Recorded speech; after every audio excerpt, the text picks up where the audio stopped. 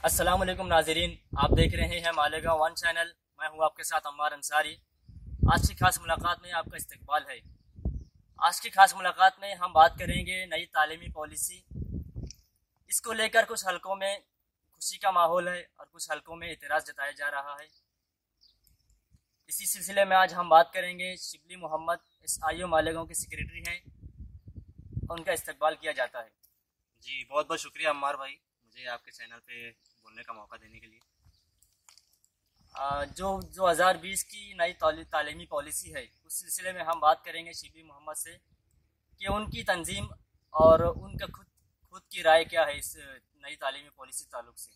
देखिए अम्मार भाई, ये जो अभी कौमी तालीमी पॉलिसी पेश की गई है, ये कोई ऐसा नहीं है कि अचानक से कैबिनेट ने इसको पास किया है और हमारे सामने आ गई है। इससे पहले भी मुख्तलिफ सरकारों ने 2 से 3 मरतबा नेशनल एजुकेशन पॉलिसी, कौमी तालीमी पॉलिसी पेश की है और इसमें चेंजेस किए हैं। इस मरतबा भी जो तालीमी पॉलिसी पेश की गई है, इस पे भी 2019 से लगातार काम किया जा रहा था और उसके बाद अभी गुज़िश्ता कुछ दिनों पहले मरकज़ी काबीना के ज़रिए इसको मंजूरी देकर इसको फाइनलाइज किया गया है, इसके ड्राफ्ट को। बतौर ऑर्गेनाइजेशन 2019 में भी मरकज़ी हुकूमत ने इस पर बहुत सारे लोगों से, दानिशवरान से सजेशन और रिकमेंडेशंस मांगे थे। तो हमने मरकज़ी सतह पर हमारी तंजीम ने बहुत सारे suggestions ministry of human resource development, MHRD जिसको बोलते हैं, वजारत बराए फ़रोग़ इंसानी वसाइल, इसको हमने मुख्तलिफ उमूर पे सजेशंस दिए थे, जैसे कि तालीम का भगवाकरण, तालीम का तिजारतीकरण और भी बहुत सारे उमूर पर हमने मरकज़ी हुकूमत को मशवरे वगैरह दिए थे। लेकिन जब ये कौमी तालीमी पॉलिसी हमारे सामने आई है 2020 की नेशनल एजुकेशन पॉलिसी, इसको देखने के बाद हमें ये महसूस हो रहा है कि बहुत सारे अहम एतराज़ात और बहुत सारे अहम सजेशंस को इस तालीमी पॉलिसी का ड्राफ्ट बनाते वक्त यकसर नज़रअंदाज कर दिया गया है। और हम ये पाते हैं कि ये जो मरकज़ी हुकूमत ने तालीमी पॉलिसी पेश की है, ये इस मुल्क का जो वफाकी निज़ाम है उसके मुखालिफ है। ये हिंदुस्तान का जो संविधान है, जो आइन है, ये उसके मुखालिफ है और एक तरीके से ये तालीम का तिजारतीकरण का एक परवाना है। बस आपने जो बताया अभी तिजारतीकरण है, तालीम का वफाकी निज़ाम है और आइन मुखालिफ है, तो इसको लेकर हम बात करेंगे। तो सबसे पहले आपने जो बताया है कि तिजारतीकरण को किस तरीके से आप देखते हैं। देखिए, ये जो तालीमी पॉलिसी है, इसको हम ये नहीं कह सकते कि ये मुकम्मल तौर से ख़राब है, इसमें ज़्यादातर पॉइंट्स निगेटिव ही हैं या सब पॉइंट्स निगेटिव हैं। इसमें बहुत सारी अच्छी बातें भी कही गई हैं। जैसे प्राइमरी एजुकेशन की जब बात आई तो उसमें ये कहा गया है कि इस पॉलिसी को ऐसा बनाया गया है कि 5 साल की उम्र तक के जो बच्चे हैं उनको फ्री तालीम और हर कस्बे, हर इलाके तक, हर आवाम को ये बुनियादी तालीम पहुँचाई जाएगी। 2030 तक ये टारगेट का इसमें बात कही गई है। ये बहुत अच्छी बात है, हम इसका वेलकम करते हैं, इसका स्वागत भी करते हैं। लेकिन ये चीज़ भी ऐसी नहीं है कि कोई नई चीज़ है, इससे पहले भी सरकारों ने ये बातें की हैं और ये तमाम बातें कागज़ की हद तक बहुत अच्छी हैं। लेकिन जब हम इसको देखते हैं ग्राउंड लेवल पर, तो हमको इसमें बहुत सारी खामियां नज़र आती हैं और ये ग्राउंड लेवल तक मुकम्मल तौर पर नहीं उतर पाती है। अभी तक जो भी एजुकेशन सिस्टम हमारा चला आ रहा था, उसमें कहीं ना कहीं हम देख रहे थे कि एजुकेशन का तिजारतीकरण होता जा रहा है, बिजनेस मॉडल के तौर पर लोग एजुकेशन को यूज़ कर रहे हैं। तो हमें उम्मीद थी कि इस नई तालीमी पॉलिसी में कुछ ऐसे पॉइंट्स आएंगे कि वो इन इकदामात की तरफ कोई कदम बढ़ाए जिससे तालीम का तिजारतीकरण रुक जाए। लेकिन इस एजुकेशन पॉलिसी में कोई ऐसी चीज़ नजर नहीं आती कि ये वो कोई ऐसा कदम उठाए जिससे इस तरह की चीज़ों पर रोक लगे।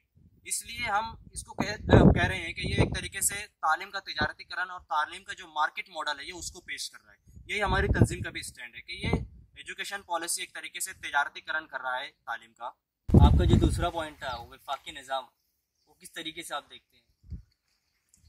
हमारे भाई, इसमें एक चीज़ हमको समझने की ज़रूरत है कि हम लोग जिस मुल्क में रह रहे हैं, ये एक जमहूरी मुल्क है और इस जमहूरी मुल्क का जो स्ट्रक्चर है उसको हम कहते हैं फेडरल स्ट्रक्चर, उर्दू में कहते हैं वफाकी निज़ाम, जमहूरी वफाकी निज़ाम।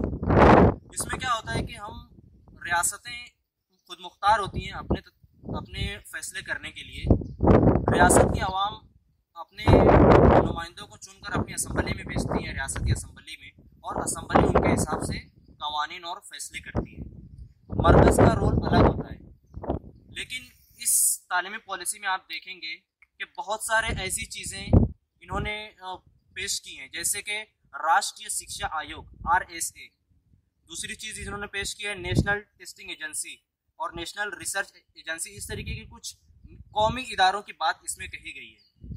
इसमें क्या होगा अम्मार भाई कि अब रियासत में जो हुकूमत होगी, रियासत जो फैसला करेगी, मरकज़ में कोई और अगर हुक्मरान जमात होगी तो इनका आपस में टकराव होगा। रियासतें कुछ और लैंग्वेज को प्रमोट करना चाहेंगी, मरकज़ कोई और लैंग्वेज को प्रमोट करना चाहेगी, मरकज़ कोई और पॉलिसी के तहत असातिज़ा का सिलेक्शन करना चाहेगी, मरकज़ कोई और पॉलिसी के तहत एलिजिबिलिटी जो एग्ज़ाम्स होते हैं उस पर बात करेगी, जबकि रियासत का अगर पॉइंट ऑफ व्यू कुछ और होगा। और अक्सर ये होता है कि रियासत में कोई और हुकूमत होती है, मरकज़ में कोई और हुकूमत होगी, तो लामहला इनका आपस में टकराव होगा। और इससे क्या होगा कि जो इदारे हैं, मरकज़ी इदारे जब बनेंगे, ये मरकज़ी हुकूमत के दबाव में काम करने लगेंगे। और जब कोई भी इदारे इस तरीके के मरकज़ी हुकूमत के दबाव में काम करने लगते हैं तो आप जानते हैं कि उसका हल क्या होता है। और तालीम का जो मामला है वो सिर्फ मरकज़ के हद तक नहीं है, इसका ताल्लुक रियासत से भी है और मरकज़ से भी है। इसीलिए हम कहते हैं कि मरकज़ को एजुकेशन को रियासतों को इख्तियार देना चाहिए एजेंसीज़ का, और एजुकेशन को सेंट्रलाइज नहीं करना चाहिए, मरकज़ के अंडर में नहीं आना चाहिए। हमारी तंजीम का भी यही स्टैंड है कि एजुकेशन को डिसेंट्रलाइज किया जाए और रियासतों को इस तरह के तकर्रुरियों की आज़ादी दी जानी चाहिए। आप जो तीसरी बात कही है आइन मुखालिफ, तो उसको आप किस नज़र से देखते हैं? एक बात जो अभी मैंने बताया अम्मार भाई के किस तरीके से ये वफाकी निज़ाम के मुखालिफ ये तालीमी पॉलिसी नज़र आ रही है, तो जब ये वफाकी निज़ाम के मुखालिफ है तो ये संविधान के भी मुखालिफ हो गई। दूसरी चीज़ इसमें कही गई है कि संस्कृत के उलूम को फ़रोग देना और उसके लिटरेचर को फ़रोग देना और उस पर ख़ास तवज्जो देने की बात कही गई है। तो किसी एक ज़बान पर ख़ास तवज्जो देना मरकज़ी हुकूमत का, ये ख़ुद एक तरीके से आइन मुखालिफ है। तीसरा पॉइंट कि जो हमारा डेमोक्रेटिक निज़ाम है इस मुल्क का, उसमें होना ये चाहिए था कि एजुकेशन का जो कि इतना बड़ा मामला होता है, किसी भी कौम के लिए तालीम का मामला बहुत, किसी भी मुल्क को तरक्की करने के लिए तालीम का बहुत अहम मामला होता है, तो उनको चाहिए था कि जो भी तालीमी पॉलिसी का ड्राफ्ट इन्होंने तैयार किया है इसको पार्लियामेंट में पेश करते, इस पर बहस करवाते और इस पर डिस्कशन होते, उसके बाद ये काबीना से इसका फैसला करवाते, मंजूर करवाते। तो ये एक चीज़ रहती कि ठीक है, इन्होंने एक जो रूट होता है, जो तरीक़ेकार होता है किसी भी कानून को बनाने का, उसको इन्होंने फॉलो किया। लेकिन हम देखते हैं कि इन्होंने सिर्फ कैबिनेट के ज़रिए अपने काबीना में इसको पेश करके पास करवा के इसको पारित करवा लिया है। तो हम कहीं ना कहीं समझते हैं कि ये भी आइन मुखालिफ है।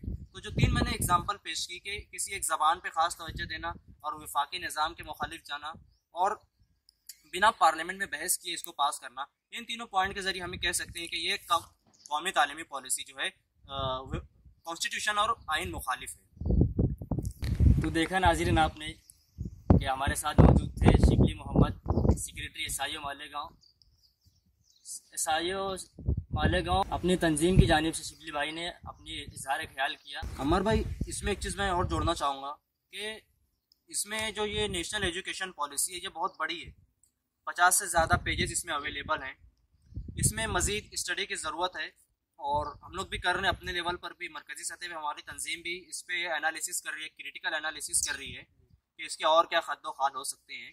तो इस पर इंशाल्लाह और भी कुछ बातें रहेंगी, तो इंशाल्लाह किसी और मौके से आप अगर मौका देंगे तो इंशाल्लाह बात रखेंगे।